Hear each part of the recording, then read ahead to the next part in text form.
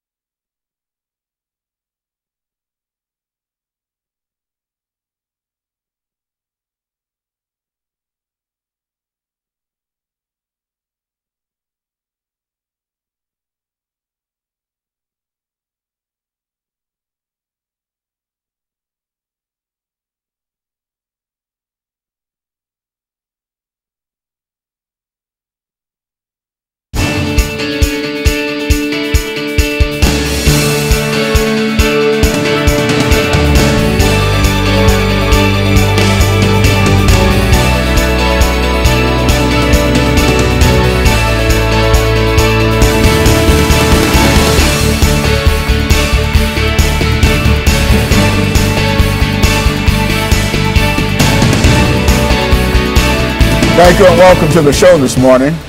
The topic this morning is stages or phases of African American music.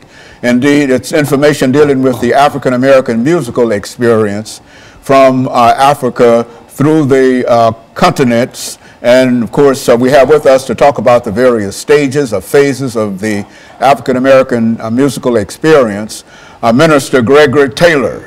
And of course, Mr. Taylor, you've been with us on a number of occasions, and we've had an opportunity to hear some information in reference to some of your biblical and Christian experiences and et cetera, and the importance of music and et cetera.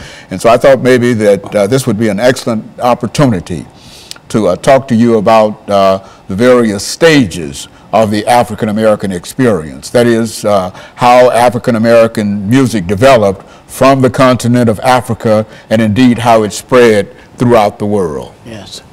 Yes, Dr. Haney, it's great to be back. And I would like to introduce myself. My name is Gregory Taylor from Tuscaloosa, Alabama. And we have been discussing the music over the times that I've been here. And I'm a graduate of Selma University. Very good. And since I saw you last, I have become a member of the Civilian Conservation Corps Legacy Membership.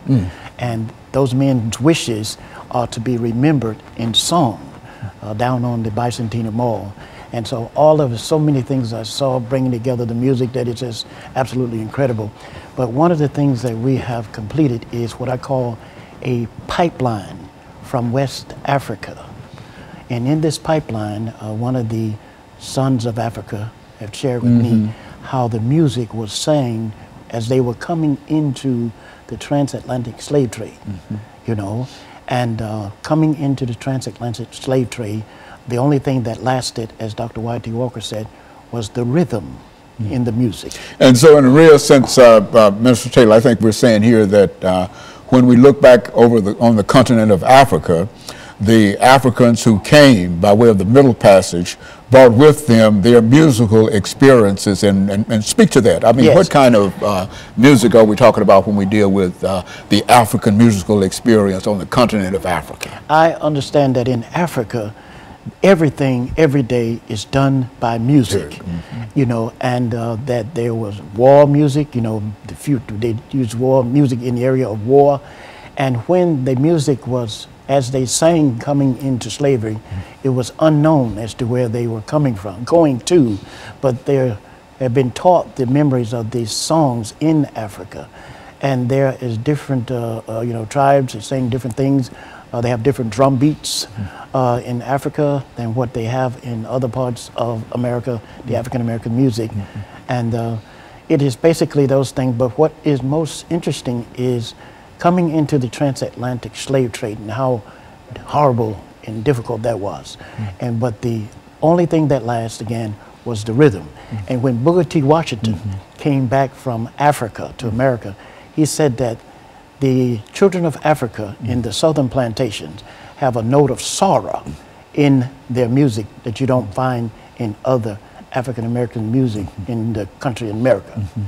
And no, go on. And this is the great Booker T. Washington, founder of Tuskegee, Alabama. Institute in Alabama, the school that you probably know well. But go on and speak it. Okay, and he said that the children in the southern states, we have a note of sorrow in our music, and it's really not understood in a lot of other African-American communities in America, and it's one of the reasons for conflict in terms of music.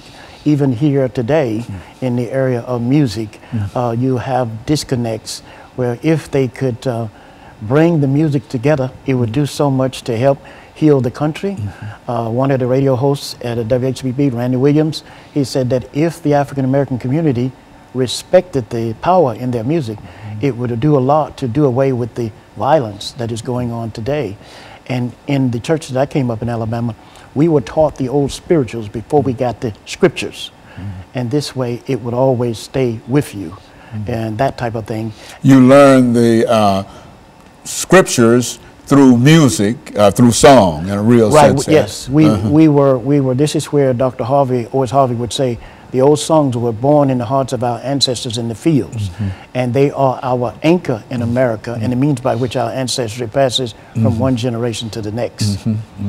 And so what we're going to do, Minister Taylor, is to take our first commercial break, and then we'll come back and we'll give you an opportunity to talk about the African music as it will now appear in the New World. And of course, we'll be back with our audience following this very, very short commercial break.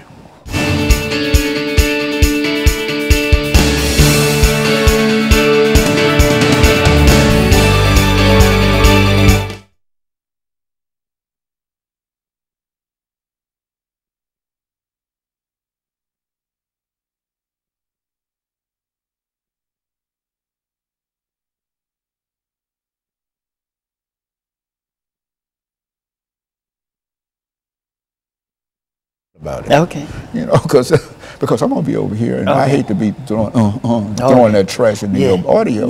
But I got you. I was wondering about that. No, I tried to ask you if I was speaking loud enough. No, you're not speaking. You weren't speaking loud. Speak it up. Speak out to it. Okay, and I'm gonna. Let me set the tone for when to come back. We passed the... No, this is 6 minutes, and now we're getting into commercial. And then when I come back, this is 8 minutes. Okay, now will this be the transatlantic? No, we are in America now. Yeah, in America. Okay, slavery. Slavery, okay. Okay. Slavery, okay. Now I'm going to set the tone in terms of how I want you to speak and the I got you. Sound. Okay. You know. I got you. Because it's excellent information, but you seem to be holding it back and whispering to me, and I said, I don't know. But, it's been a long time. You're doing excellent. You're doing it. Because you got information. See, that's all it takes. You got information. Yes. So if you don't have any information, then it's a real problem. That's right. But I know you've got information because we've had you so many times before, and you're talking about it now. But I want you to sort of raise that level. Yeah, this is the area which I'm most acquainted with. Yeah. See, I've got 30 seconds. Okay.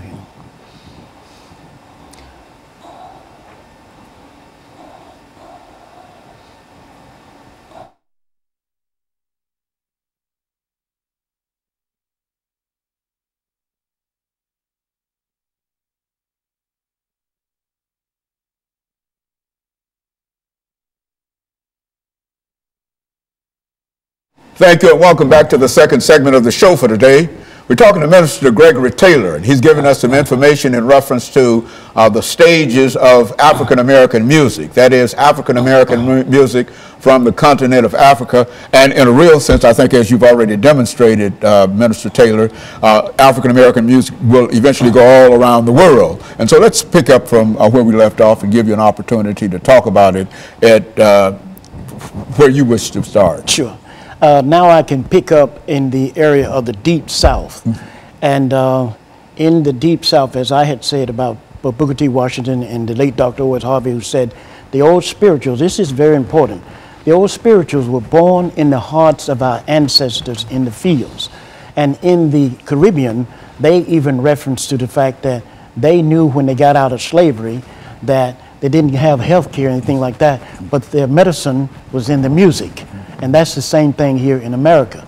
And in the area which I came up in, we were taught to always stay near the church where the old songs are sang, because they are our anchor and they're the means by which our ancestry passed from one generation to the next. And the church was like our musical hospital. The first civil rights movement actually took place in Mississippi in a music studio. It wasn't the one that people think it actually was. And I recall when they rewrote the songs in the 60s and went into the streets and sang them. When they come back, Dr. Haney, they were not the same singers they left as. These are key points, and it's very important in order for us to bring the music back that will help heal the country. And one of the professors at Emory University has said, after studying all the families around the world, he concluded that the healing of the American family will start with the point of the old spirituals. And the maestro here, I heard him say in a chemistry class at Vanderbilt University that there's a composer who wrote that one day music will play a great role in saving the world. I believe that we are in that day today. And I've kept my music pure. I'm probably the purest person in America when it comes to music. And this past Sunday, I actually decided to only go to Sunday school, because I don't want to see, for me to make my music pure, to mix it up, that's lose money, you know.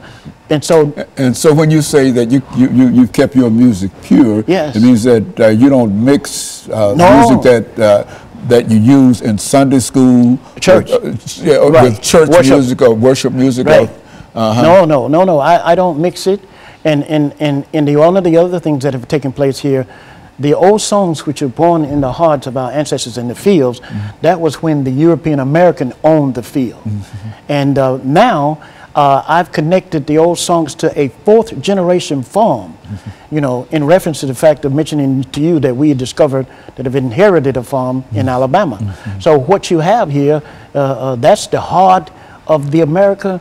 The country is the farm, the land and the music. Yes, that's the land that and was the born music. out of the land. Yes, and one of the other things we have got to go back and do, we have got to look at the side effects of the music from the 60s.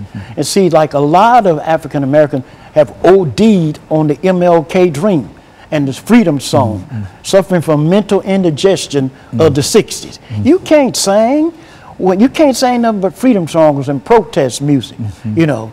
And these are things we have got to discuss. And you know, Dr. Haney, I believe today we have got to do more discussing music rather than singing music. Well, I think that's what we're trying to do here now, Minister. That is to talk about the music that you know, and the music that we've used for all kinds of purposes. I think you've indicated that music was used in the civil rights movement. It was a way that we protested. But we also know that music was also an element of entertainment.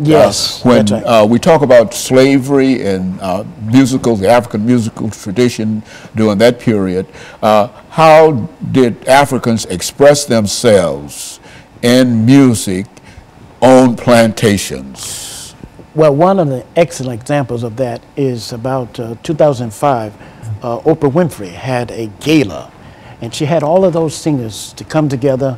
Maria Shriver, one of the ABC News persons, and they were all singing what I call the modern entertainment type hymns and spirituals. And you had the young singers there, and they were just amazed because they had never seen this aspect of our heritage people. Everybody was amazed, but one of the key things, and I think Sidney Poitier said this, that it was so spontaneous. You know, you can't control it. And in the spontaneity of the music is what makes it what it is. And what I remember was the singer named, I believe, Alicia Keys. She actually caught the spirit of the music. She said, this is something that we have got to keep going. And see, I understand that, Dr. Haney, and that means that the music is not taught, it is caught. And by me keeping mine pure, I'm able to go back and connect the music. And the only thing that I can show you what I mean here is when money when writing was added to money, it never separated, you know. What do you mean when people started to write songs for money? No. This is way back there. When money was first, writing was first added to money, it never separated, you know. And so I keep in my music pure because I know there's medicine in it. It is needed today to help heal. And Dr. Bradley's music was used in the 60s to diffuse racial tension, you know, across the country. And then that mentioned about President Reagan's funeral music. All of those hymns in President Reagan's funeral music, I grew up on them, every one of them, you know. As a matter of fact, when you talk about Dr. Bradley, I think you're speaking of one of the great pioneers in reference to African-American music, spiritual music, and etc. So what we would like for you to do, Minister Taylor, when we come back is for you to devote some time in terms of this great pioneer, because I think that most of the music that we hear today, spiritual music and etc., will come primarily out of some of the things that Dr. Bradley did, and the most important thing, I think he lived in Nashville, Tennessee. Is That's that right? Yes, and born in Memphis. Okay, so we've got about a minute, and then we want you to start talking about some information in reference to that experience, and then when we take our second commercial break. But I think that some of the information that you're giving now is excellent, and I think it's the kind of information that we want to use, but we want to wrap it around an individual that you believe. I know because we've had conversations in reference to Dr. Bradley before. As a matter of fact, I think you gave me a book dealing with Dr. Bradley, and so I know that you've got a lot of information in reference to it. And so when we come back, then we'll talk about Dr. Bradley, and we'll be back with our audience following this very, very short commercial break.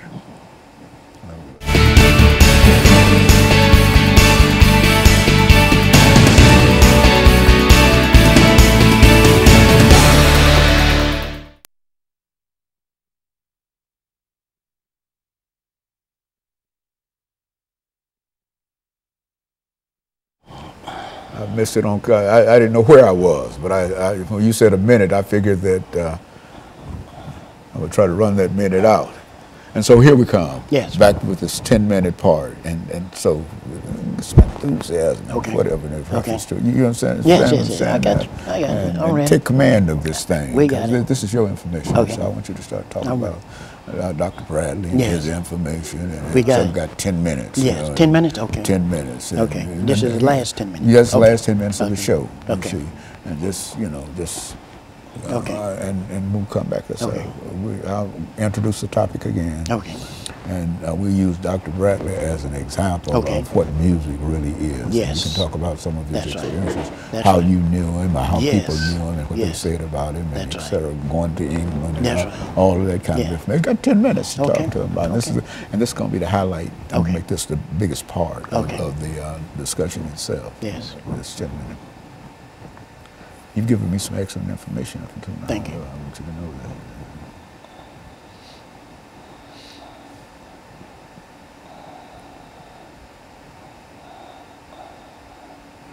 Yes, sir.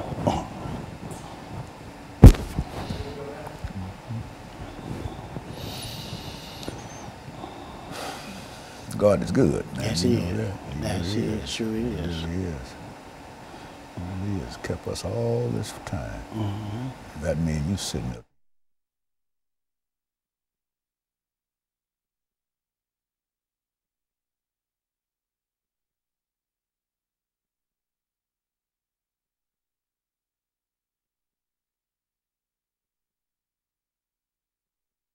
Thank you and welcome back to the final segment of the show for today.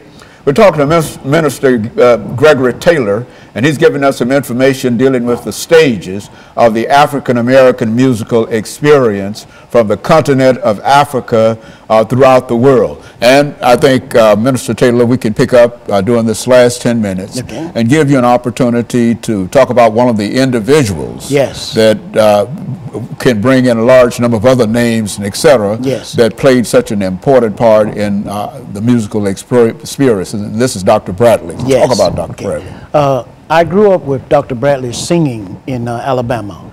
One of my friends who considered herself to be the #1 fan said he's an unknown superstar.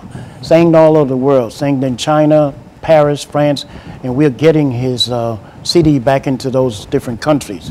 His name is in granite on the Court of 3 Stars, just about 100 feet away from the Civilian Conservation Corps marble plaque. And what we are doing here, Dr. Haney, we are bringing together the music of Sir J. Robert Bradley to fulfill the wishes of the CCC camp men. And on that stone down there, it said that few men have the opportunity to touch as many thousands as those men did over the years. And also that they say at the end, if they see fit to remember us in song, they will consider that their ward. And I have to mention this gentleman too. His name is Charlie Fletcher in Cleveland, Tennessee. He was a CCC campman since about 96 years old. That's about the age my father would have been. But in reference to Sir J. Robert Bradley, it's all connected. And I have had the opportunity to meet architect Kim Hinton of the Bicentennial Mall. And the meeting was so important, Dr. Haney, that I went to visit his church to see what kind of music they were listening to. And that idea came from me reading about where when Sir Winston Churchill met Franklin Delano Roosevelt, he had them to play Onward Christian Soldiers because that was during war. And see, I am a child of World War II. My father was there, you know. And so all of these things were coming together, and the purpose of it is to help protect the country because I have inherited what it means to be safe and sound. And if I can't be safe, I can't be, you know. And but Dr. Bradley, music was used from the East Coast to the West Coast in order to diffuse tension.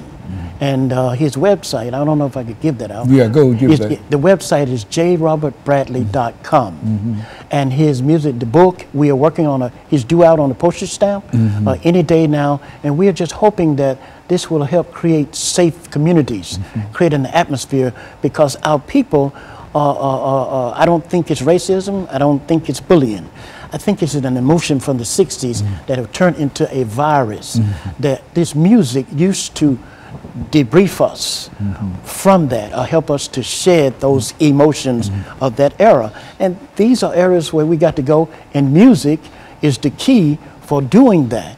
And Dr. Bradley sang for the Queen of England in 1955. It's in his book. I've always been, we was on your show, Dr. Amos Jones and I, talking about his book, and he sang for the Queen of England. And I have received 4 letters from the Queen of England in regards to Dr. Bradley's music, you know. And so it is just absolutely incredible for someone to invest in his music back then. And I, not to overthrow the government or anything, but I listened to God Save the Queen. And the reason for it, it keeps my memory of all the hymns that we sang here in America fresh. And see, a lot of the music is stale today, you know. And this is the way to keep it fresh, is to listen to those different songs. And when I visited Kim Hinton's church, I think it's the Hillsborough United Methodist Church, and I went in there, Dr. Haney, and they were singing, I want Jesus to walk with me. And I said, they are singing more I am than we are, you know? And so it's these type of things that's happening with the music now, and we have got to get back to this to save the country. You know, one thing about Dr. Bradley, his beginning. Yes. Talk about that, because I think that's right. That's he, Booker T. Washington, right. several, many others during that period were able to rise to great fame. That's right. Talk about his beginning. Dr. Bradley grew up very poor. For a long time, he didn't have shoes. And there's a story in this book about where they were hungry and they didn't have any food. And he told his mother to forget God or something, and his mother got on him because she had trained him to sing in prenatal. And my mother marked me by the church and the prophet Samuel. But also, Dr. Haney, where I can relate to him, my mother was hungry and pregnant with me. And sometimes I can complain like a hungry, pregnant black woman.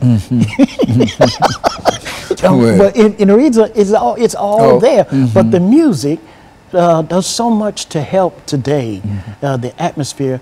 And there needs to be more Dr. Bradley's music on the radio. If Southern Baptists and National Baptists would sponsor Dr. Bradley's music on the air, I guarantee you it'll do a lot to diffuse the tension. And he wrote someone in England and let them know that he sang at the University of Alabama during the time of the problems between the African Americans and the Caucasians.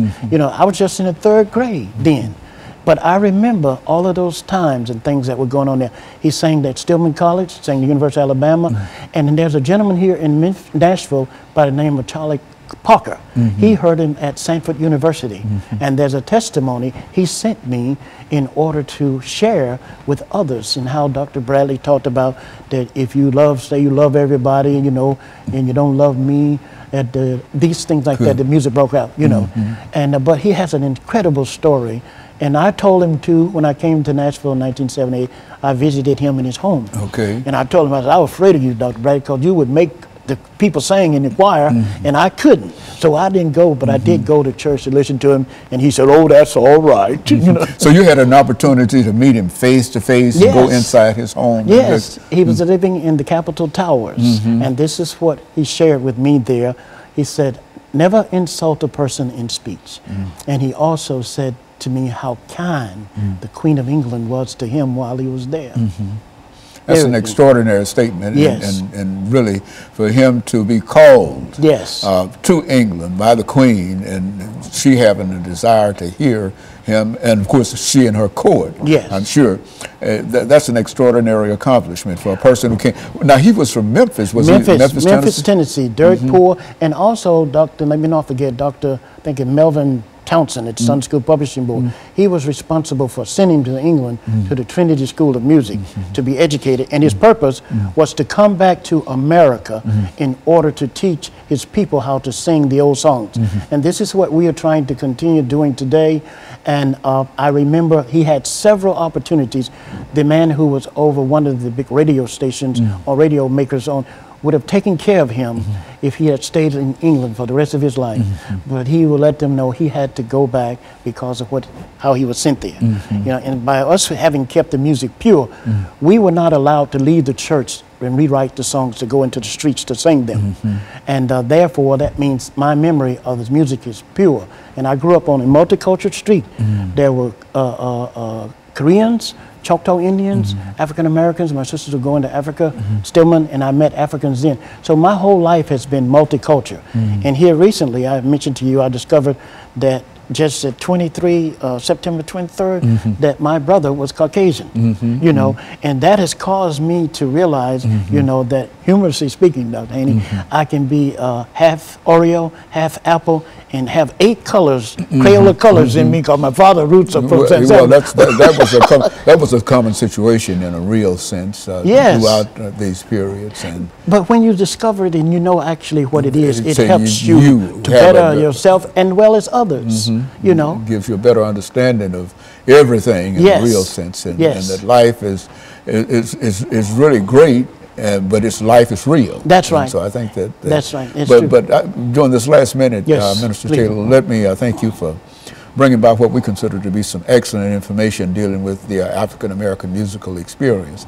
And I think one of the most important things that I got out of what we were talking about here today is the ability of the certain kind of music to have a great psychological impact upon people, whether it's through singing or through choirs or whatever, and that music is very, very important. And I want to thank you in a real sense for bringing that information by, and I want to encourage our audience to tune in again next week for another informative edition of Comments.